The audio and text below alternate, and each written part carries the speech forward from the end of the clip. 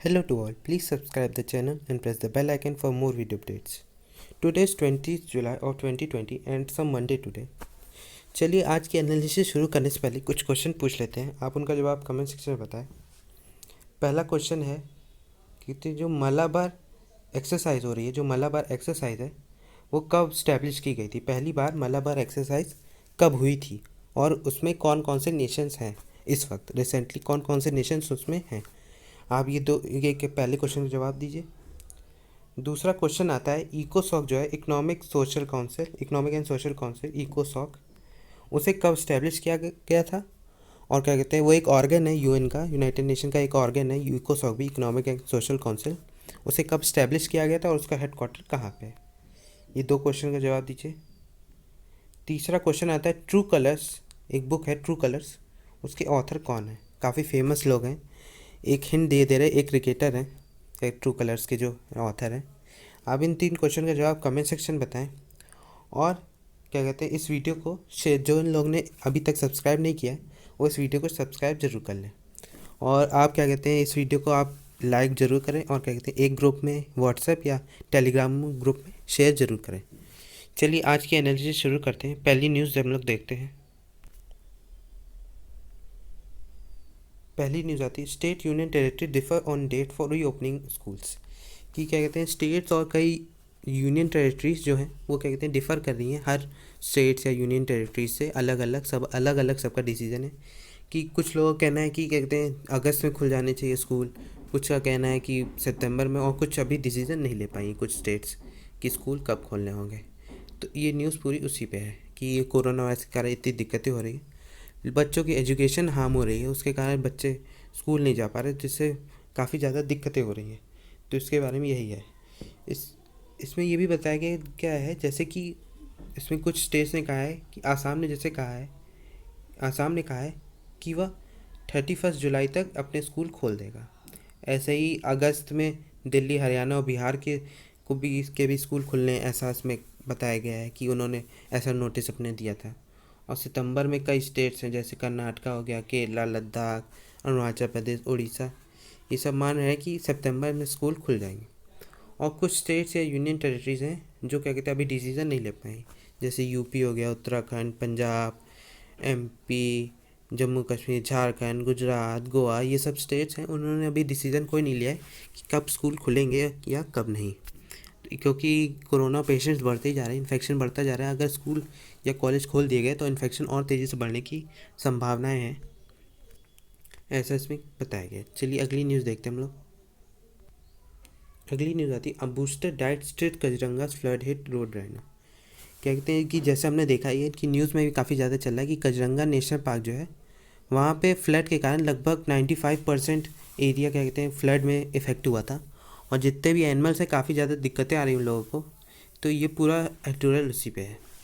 इसमें लिखा है, अलग से हम लोग देखते हैं अभी कजरंगा को, इसमें एक है कि all rhinos have poor eyesight, की जो राइनोज होते हैं उनकी पुअर आईसाइट होती है, जिसके कारण राइनोज को काफ़ी ज़्यादा दिक्कतें हो रही हैं, क्योंकि पानी उन्हें समझ में नहीं आता, तो वो उसमें फंसने की और क्या कहते हैं उनको ना खाना ना आराम से प्रोवाइड होने की काफ़ी ज़्यादा दिक्कतें हैं। तो पूरी न्यूज़ इसी पे है कि कजरंगा नेशनल पार्क जो फ्लड के कारण इतना ज़्यादा इफेक्ट हुआ है, उसी पे पूरी न्यूज़ दी गई है।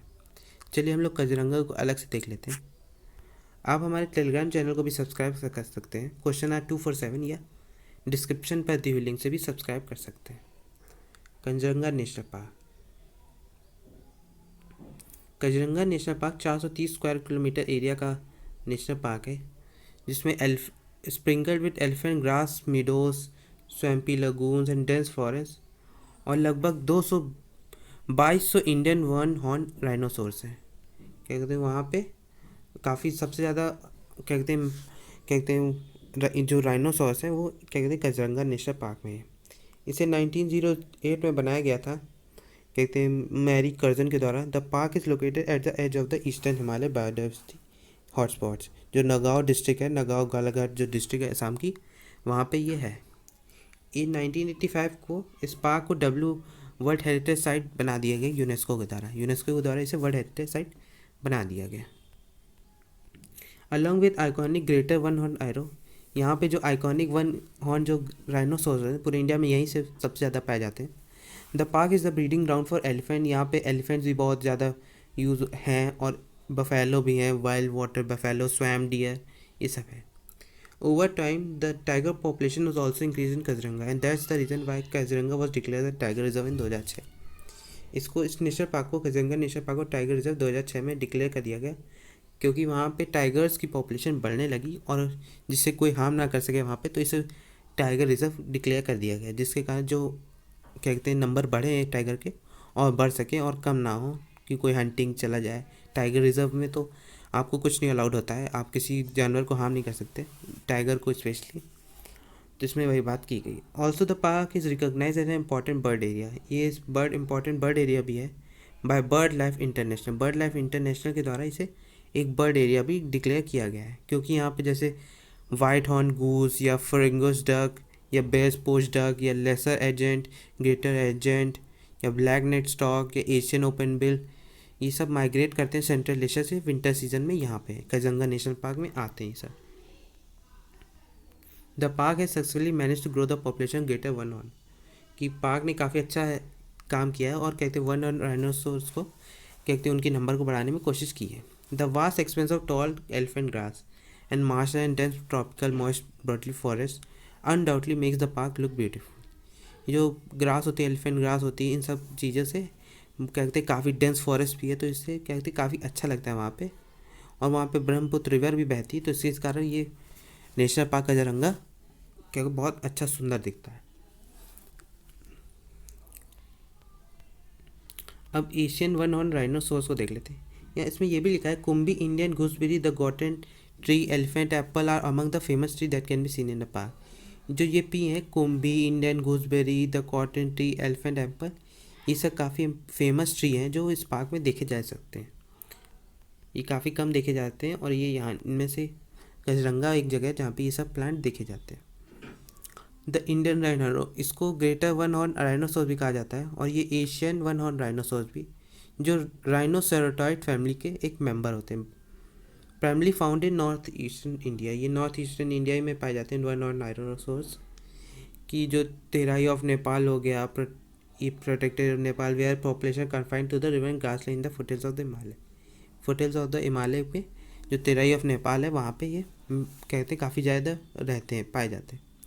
इनका वेट होता है लगभग 2260 से 3000 किलो का इनका वेट होता है और ये fourth largest land animal on has a single horn. और ये फोर्थ लार्जेस्ट लैंड एनिमल होते हैं उनका जिनका सिंगल हॉर्न होता है। This rhinoceros can run at a speed of up to 55 kilometre per hour. ये इनकी स्पीड होती है दौड़ने की लगभग 55 किलोमीटर पर आवर। छोटे पीरियड में ये इतने तेज़ी से दौड़ सकते हैं और एक बहुत ही अच्छे स्विमर भी होते हैं सब। It has excellent sense of hearing and smell but relatively poor eyesight. इनकी हेयरिंग और स्मेल की बहुत अच्छी सेंसर्स होते हैं, इनके sensors of hearing and smell बहुत अच्छे होते हैं इनके। ये सूंघ बहुत अच्छा सकते हैं और क्या कहते हैं सुन बहुत दूर का सकते हैं, लेकिन इनकी देखने की आई साइट बहुत ज़्यादा वीक होती है। चलिए अगली न्यूज़ देखते हैं हम लोग। अगली न्यूज़ आती है 7 arrested for selling remdesivir at higher cost.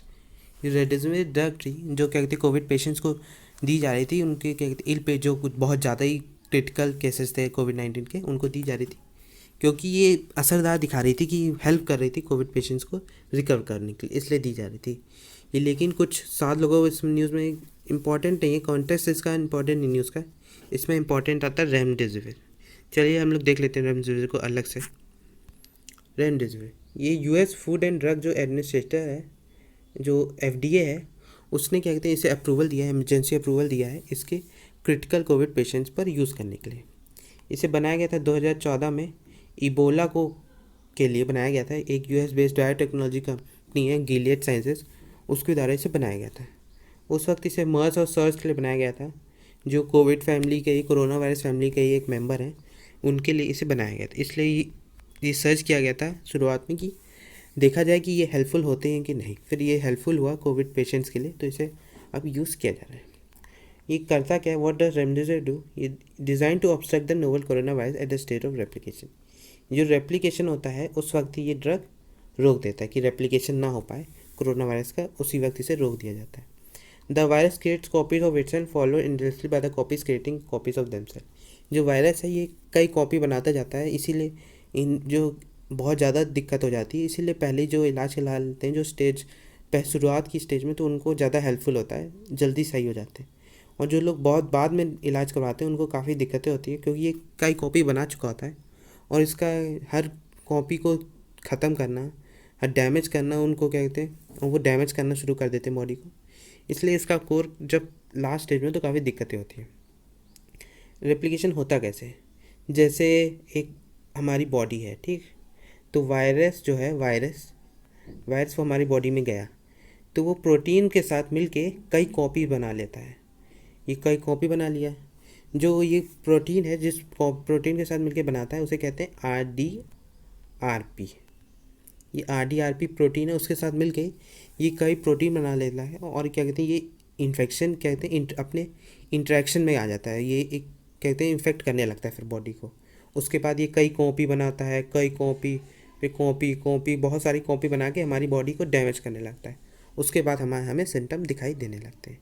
इसमें इम्पॉर्टेंट आता है ये RDRP एंजाइम जो है, यही इम्पॉर्टेंट आता है कि कौन सा एंजाइम होता है, जो कौन सा प्रोटीन होता है जिसके कारण ये कनेक्ट करके कई कॉपीज़ बना लेता है ये वायरस। तो ये होता है RDRP एंजाइम। क्या कहते हैं, ये काफ़ी ज़्यादा इफेक्ट करता है। इसमें ये भी लिखा है when random replacing the material needs the virus failures to replicate further, कि क्या कहते हैं, जब रेंडम से रिप्लेस कर देता है मटेरियल जो उसे चाहिए होता है ये RDRP एंजाइम को, तो क्या कहते हैं वायरस रेप्लिकेट नहीं कर पाता, फैल नहीं पाता, अपनी कई कॉपी बना नहीं पाता, जिसके कारण वो वहीं पे ख़त्म हो जाता है, उसी स्टेज में उसे कहते हैं इल हो जाता है, वो ख़त्म हो जाता है। तो ऐसे में बताया गया। चलिए अगली न्यूज़ देखते हैं हम लोग। अगली न्यूज़ देखेंगे, make the right call on Malabar going quad. क्या कहते हैं कि इसमें मलाबार एक्सरसाइज, कल भी हमने इस पर बात की थी। मलाबार एक्सरसाइज जो 3 नेशन है, USA, जापान और इंडिया, इन 3 नेशन के बीच में मलाबार एक्सरसाइज होती है। लेकिन इस बार इंडिया सोच रहा है कि ऑस्ट्रेलिया को इन्वाइट करने के लिए भी बारे में भी सोचा जा रहा है। इसमें वही बताया गया है, पूरे एडिटोरियल में यही दिया गया है, India's plan for novel coalition building alone with not credibly differs China's military power in the Indian Ocean. कि इसमें वही कहा गया कि इंडिया का प्लान अकेले सिर्फ नेवल कोलिशन को बिल्ड करने से नहीं होगा, उसे कई और लोगों के साथ कोलिशन बनाना पड़ेगा, तभी वो चाइना की मिलिट्री पावर जो इंडियन ओशन में उसको डिफ़र कर पाएगा और उससे बच पाएगा और उसको क्या कहते हैं मुँह तोड़ जवाब दे पाएगा। इसमें वही बात की गई है। इसमें कहा गया है कि सोचा जा रहा है कि ऑस्ट्रेलिया को भी इनवाइट किया जाए। न्यू दिल्ली में ऐसा कहा गया है कि मीटिंग भी हुई है कि ऑस्ट्रेलिया को भी इनवाइट किया जाए मलाबार एक्सरसाइज के लिए। ऐसा मिनिस्टर ऑफ डिफेंस के द्वारा बताया गया है कि वो ऑस्ट्रेलिया को इनवाइट करने के लिए भी इस बारे में सोच रहे हैं। चलिए पहले देख लेते हैं मलाबार एक्सरसाइज को, देख लेते हैं हम लोग, और क्वाड को देख लेते हैं। मलाबार एक्सरसाइज पहली इस्टेब्लिश की गई थी 1992 में इंडिया और USA के बीच में। फिर टेंशन के बीच में फिर 1998 में इसे एक एनुअल फीचर बना दिया गया कि साल में एक बार हो गया। ये 1998 के बाद इसे एक एनुअल फीचर बना दिया गया, हर साल ये फीचर होगा कि मलाबार एक्सरसाइज होगी हर साल, ऐसा हो गया। फिर bilateral exercise evolve from basic naval drill to include aircraft variant in 2005। 2005 में फिर एयरक्राफ्ट कैरियर्स पे इसमें आने लगे, वो भी अपनी क्या कहते हैं दिखाने लगे एक्सरसाइज, जैसे नेवी वाले दिखाते थे अपनी वो कहते हैं कैसे उनके शिप्स हैं उनकी एक्सरसाइज करते थे, तो वैसे ही एयरक्राफ्ट कैरियर्स भी आने लगे। फिर उसके बाद एंटी पायरेसी ड्रिल्स भी होने लगी, search and rescue with US strike group भी होने लगा, coast guard ships from both countries आने लगे। 2006 में ये होने लगा। फिर 2007 में मलाबार और को इन्हेंस किया गया 2007 में, और इसमें जापान, ऑस्ट्रेलिया और सिंगापुर को भी जोड़ा गया 2007 में। फिर उसके बाद इसे कई चाइना की एंग्जाइटी के कारण इसमें फिर उसके बाद जापान को हटा दिया गया था, वो नॉन परमानेंट मेंबर था उस वक्त, लेकिन जापान को मलाबार एक्सरसाइज का परमानेंट मेंबर 2015 में बनाया गया। 2015 में उसको परमानेंट मेंबर बना दिया गया। जो भी all the participating nation in the exercise have clarified earlier that Malabar exercise is not aimed at any specific country, कि ये मलाबार सीरीज़ जो होती है वो किसी एक कंट्री के खिलाफ वर्क करने के लिए नहीं होती है, ये हमारी एक्सरसाइज बढ़ाती है कि हम और भी कंट्री से आराम से जी सके। अगर कोई हमारी कंट्री हमें परेशान करे, कोई दूसरी कंट्री हमारी कंट्री को, तो हम उस पर मुँह तो जवाब दे पाएँ, इसलिए की जाती है। इसमें बताया गया जैसे हमने देखा है कि जो इंडियन ओशन है उसका 1/3 जो वर्ल्ड पॉपुलेशन है और 25% लैंड मासेस है, 40% वर्ल्ड सॉइल और 80% वर्ल्ड सीबॉर्न ट्रेड है, ऑयल ट्रांजिट जो होता है वो इंडियन ओशन से होता है। 80% जो वर्ल्ड का जो ऑयल ट्रांजिट होता है वो इंडियन ओशन से होता है। जैसे हमने देखा है कि चाइना ने अपनी मिलिट्री स्ट्रेंथ इंडियन ओशन में बढ़ाई है, इसलिए मलाबार एक्सरसाइज होना, इस तरह की एक्सरसाइज होना बहुत ही इम्पॉर्टेंट है, जिससे हम उनको जवाब दे सकें, उनके खिलाफ वर्क कर सकें। इसमें यह भी कहा गया US participation in the exercise indicates is interest in ensuring maritime security in the Indian Ocean region, कि यूएस अगर इन टाइप की एक्सरसाइज मलाबार एक्सरसाइज में पार्टिसिपेट करता है, इंटरेस्ट दिखाता है, तो इससे पता चलता है कि वो मैरीटाइम सिक्योरिटी रखना चाहता है इंडियन ओशन में, कि कोई कंट्री उस पर ओन ना कर पाए और उस पर क्या कहते हैं दूसरी कंट्री को वर्क ना करना पाए। तो इसलिए भी यूएस इस पर अपना वर्क करता है। अब आता है क्वाड्रिलेटरल सिक्योरिटी डायलॉग। ये एक इन्फॉर्मल स्ट्रेटेजिक डायलॉग है जो इंडिया, यूएसए और जापान ऑस्ट्रेलिया के बीच में शेयर्ड ऑब्जेक्टिव होता है, free open and prosperous Indo Pacific region. इसका एक ही मोटिव है कि जापानीज प्राइम मिनिस्टर शिंजो एबे ने 2007 में कहा था, however the idea couldn't move ahead with Australia pulling out of it, कि apparently due to Chinese pressure, कि ऑस्ट्रेलिया उसे पुल नहीं कर पाया चाइनीज प्रेशर के कारण। इसमें बताया गया है कि 2017 में फिर India, the US, Australia and Japan give shape to the long pending Quad coalition to develop a new strategy to keep the critical sea routes in the Indo Pacific free of any influence, कि जो sea routes हैं, जो critical sea roots हैं, उनको China जैसे देशों से क्या कहते हैं पूरी तरह से छुटकारा मिल पाए, उनका कोई इन्फ्लुएंस रह पाए चाइना जैसे देशों से इन सी रूट्स पे, कि वो अपना इन्फ्लुएंस दिखा पाए कि वो हमारा रूट है और दिक्कत बनाए बाकी कंट्रियों के लिए। तो ये इसलिए एक ये क्वाड बनाया गया था, ये कोalition इसीलिए हुआ था। क्वाड का एक क्लियर विजन है अपने के लिए, it is important for members of the Quad not to be reactive, कि उसके जो क्वाड मेंबर्स हैं वो रिएक्टिव ना हो, वो क्या कहते हैं वर्क करें, लेकिन उतनी तरह रिएक्टिव की तरह ना वर्क करें। The quad should focus on building a robust regional consultation mechanism, कि जो क्वाड नेशंस हैं उनको रोबस्ट रीजनल कंसल्टेशन मैकेनिज्म बनाना चाहिए और क्या कहते हैं कोऑर्डिनेट करना चाहिए एशियन नेशन के साथ, जो इशू इस तरह के जो रीजनल इंपॉर्टेंट इशूज़ हैं उन पर वर्क कर सके। इंडिया का क्या है क्वाड पे, in recent India China's वॉलेशन of international norms, कि जैसे हमने देखा कि कुछ सालों में चाइना का जो इंटरनेशनल नॉर्म्स है उनको ब्रेक करने का वह चलन आता जा रहा है। वो क्या कहते हैं अभी जैसे हमने देखा कि उन्होंने वो गलवान वैली वाला एग्रीमेंट तोड़ा है, क्या कहते हैं कि वहाँ पे इतने लोग मरे, 15-20 लोग मर गए और क्या कहते काफ़ी लोग इंजर्ड हुए। तो हमने देखा कि उन्होंने एग्रीमेंट अपना तोड़ा है। इसी तरह वो क्या कहते हैं ओशन में भी वो कई एग्रीमेंट तोड़ चुके हैं। इसमें बारे में वही बताया गया कि India has also not permitted Australia to participate in multiple trilateral maritime exercise between India, US and Japan concern about what message could send to China which is very of the exercise, कि Australia को पहले इसलिए नहीं जोड़ा जा रहा था Malabar exercise में, क्योंकि वो देखना चाहता था कि चाइना क्या उस पर क्या आता है इन्फ्लुएंस, की कहते हैं क्या उस चाइना सोचता है और वो किस तरह की इस एक्सरसाइज पर अपनी प्रतिक्रिया देता है, इसलिए भी ऐसा नहीं किया जा रहा था। The recent Mamallapuram summit between President Jinping and Modi is a positive development, valued by both sides as a key to give strategic guidance to stakeholders on both sides.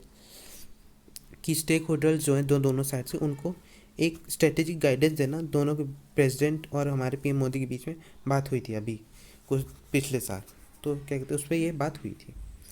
चलिए देखते हैं अगली न्यूज़ हम लोग। अगली न्यूज़ आती है DCGI notice to Glenmark over claim on drug, कि DCGI ने नोटिस भेजा है ग्लेनमार्क को एक ड्रग पे क्लेम की कहते हैं वो लोग ड्रग मांग रहे हैं, तो उस पर क्या कहते हैं एक नोटिस भेजा गया DCGI द्वारा। Trial not design for comorbidities, की ट्रायल्स क्या कहते हैं कोमॉर्बिडिटीज़ के लिए नहीं डिज़ाइन किया जाता है। इस पर ये बात है, इसका इंपॉर्टेंट कंटेस्ट इंपॉर्टेंट नहीं है, इस पर इंपॉर्टेंट आता है DCGI। इंपॉर्टेंट क्या आता है DCGI, drug controller general of India. चलिए हम देख लेते हैं अलग से DCGI को। DCGI ड्रग क्या कहते हैं ड्रग स्टैंडर्ड कंट्रोल ऑर्गेनाइजेशन, जो ये कहते हैं सेंट्रल ड्रग स्टैंडर्ड और कंट्रोल ऑर्गेनाइजेशन, उसके अंदर ये वर्क करता है। ये approval of licences specified categories of drugs जो होते हैं जैसे ब्लड एंड ब्लड प्रोडक्ट्स, उन वैक्सीन्स या फ्लूइड्स या सेरा जो होते हैं इंडिया में, उन पर ये अपना डिसीजन देता है। इसके कई स्टैंडर्ड्स हैं, quality of manufacturing, selling, import, distribution of drugs in India, इस पर भी अपना डिसीजन देता है। ये एपेलेट अथॉरिटी एक जो dispute regarding quality of drugs पर अपना डिसीजन देती है।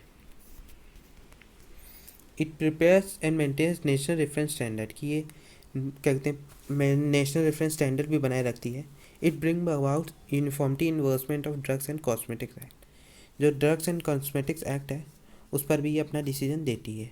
It trains drug analyst disputed by state drug controller ability and distribution, जो ड्रग एनालिस्ट होते हैं उन पर भी ये डिप्यूट करती है। स्टेट ड्रग कंट्रोल लेबोरेटरीज और अदर इंस्टीट्यूशन के बीच में ये डेप्यूशन देती रहती है।